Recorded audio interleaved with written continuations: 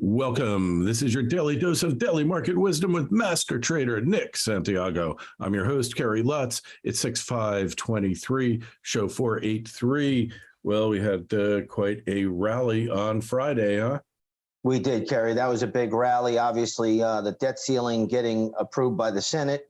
Night before it was passed by the House on Thursday. So the market was rejoicing, and obviously President Biden signed it on Saturday. So market was rejoicing over that. Plus, there was a Goldilocks job number reported on Friday morning before the opening bell. It's amazing how that happens. The unemployment number peaked up, but the unemployment rate went down. And, couldn't ask for any better scenario, I guess, for a Friday going into a weekend. All right. So the debt ceiling is raised and peace is restored.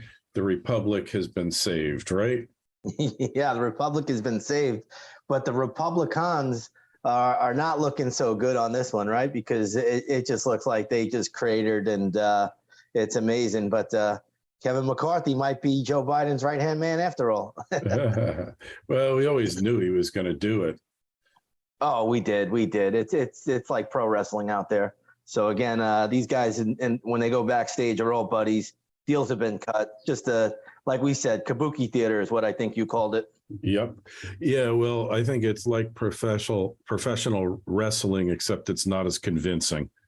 Yeah, I think that's perfectly said. Hey, so what's going on with Saudi Arabia? They say they're going to cut production, which sounds to me like what it means is that that demand is down. Yeah, I think, we've seen the oil price really struggling a bit. So I think demand is down, but they did say that they're going to implement an additional voluntary cut, I believe 1 million barrels a day. OPEC Plus, which is the countries outside of the OPEC region, they are not going to cut. They're just going to leave everything status quo. But Saudi Arabia is the biggest producer of oil, so they're going to cut 1 million barrels a day. That caused a little spike in oil today. Oil's trading up about 1%, right around that 72.40, 72.50 level right now today. It gave a little bump to the energy stocks early, then it faded. But I will say this, nat gas is up pretty nicely today. So that's getting a pretty good little bid. We'll see if that holds into the close. But overall, that's the news out here. And I think you're right. I think things are slowing down globally.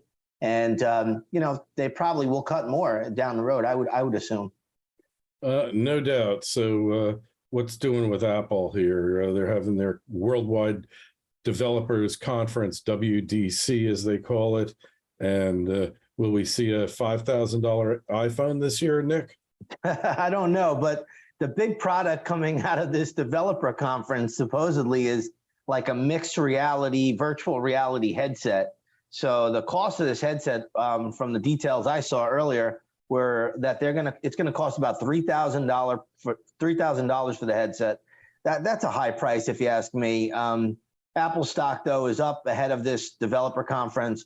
We'll see if it's a buy the rumor, sell the news type event. Stock is making, I believe, a new all-time high today. So again, it's up about 1.5% as we speak, making a nominal new high, but it is an all-time high. And this stock is very lofty on the board. So maybe it has one more surge, but I would almost think about fading Apple on this news. All right. And financial stocks are weak today. So we have JP Morgan, which I'm watching closely. This stock is like a seesaw over the last month and a half. Now, there's a lot of talk about rumors, or not rumors, there's actually reports that, JP Morgan was the banker for Jeffrey Epstein. So you're seeing this guy, Jess Staley, who was a former banker for JP Morgan, maybe, putting Jamie Dimon in a corner. That's causing this stock to really be a seesaw mover. I would just avoid the name at this stage of the game. But the bigger story, in my opinion, is really the Regional Bank ETF, the KRE. And now we've talked about that numerous times here. It has firmed up a little bit recently, but today it's down by 3%. And I would still be careful with these regional banks. I've been saying that on the show. I think they're going extinct, and I would be very, very careful with all regional bank stocks right now. There are going to be bounces in there, but I just don't think they're worth the news. This banking crisis although they have a Band-Aid on it now, the central banks obviously throwing a lot of liquidity at it to fix the problem, hence the rally we've seen. But this can't go on forever. There's a lot of problems in the banking system, especially in the regional. So I'd be careful there. Okay, so finally, gold is up a bit today. It got blown off on Friday. Yeah, gold got hammered on Friday, but remember that level we talked about on the program a couple of weeks ago. I said 940 would be the support area for gold. That level held obviously on the 30th of May, and then we got a good pop, and then Friday gold came down quite a bit. But today it's rebounding a little bit. It's up about 1/4%. Right now, sitting at around 1975 on the futures. So it's living to fight another day. Silver, on the other hand, a little bit weaker today, trading down about 0.5%. So all in all, we'll keep an eye on the precious metals right now, but I don't love them. I don't hate them. I'm just more neutral them for the time being. Okay, so all right, so they're kind of like at a little lull, maybe a little plateau at this point. Yeah, I would say so. Yeah, I would say so. Bitcoin, where are we at with Bitcoin today? Yeah, Bitcoin's a bit on the weaker side. Bitcoin futures down by about 2% right now. Still trading at around 26,800 on the futures.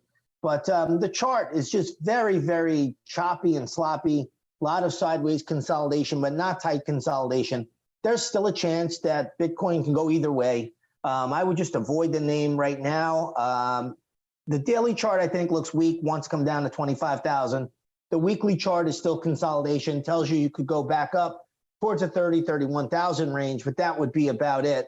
So I think you just kind of stay neutral with Bitcoin right here.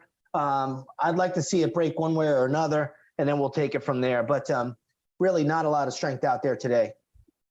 All right. Well, that's it for today. Make sure you go over to Nick's site, inthemoneystocks.com. See how he's beaten the averages for decades. Twitter feeds at ITMS, at Nick Santiago01, at Kerry Lutz. Your emails are welcome, kl@kerrylutz.com.